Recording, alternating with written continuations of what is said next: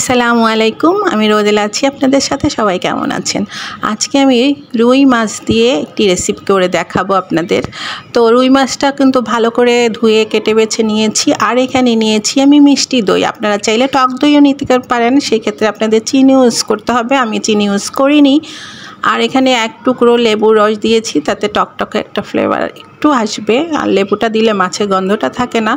তো এখানে হাফ চামচ দিয়েছি হলুদের গুঁড়া, হাফ চামচ মরিচের গুঁড়া, হাফ চামচ ধনিয়ার গুঁড়া, হাফ চামচ আদা রসুন বাটা, 2 চামচ সরিষা বাটা, আর দিয়েছি পেঁয়াজ আর কাঁচামরিচ বাটা একসাথে করে বেটে নিয়েছিলাম। আর জিরার গুঁড়া 1 চামচ, সব কিন্তু মশলা একসাথে করে আমি রেখে দিয়েছি একটু পানি দিয়ে।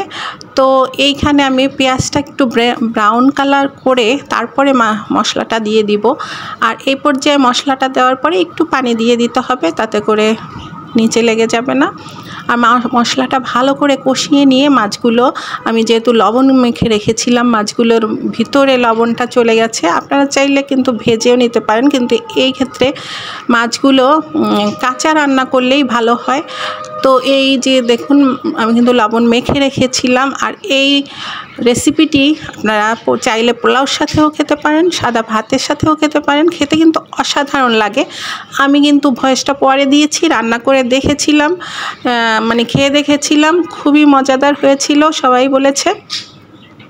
তো মাছটা কিন্তু এখন ভালো করে একটু কষিয়ে মাখো মাখো ঝোল করে নামিয়ে নিতে হবে।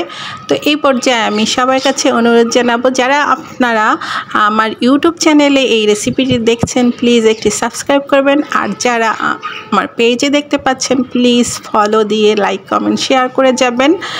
তো আমি উৎসাহিত হব তাতে করে। ইনশাল্লাহ আমিও আপনাদের পাশে থাকবো। সবাইকে ভালোবাসা। আল্লাহ হাফেজ।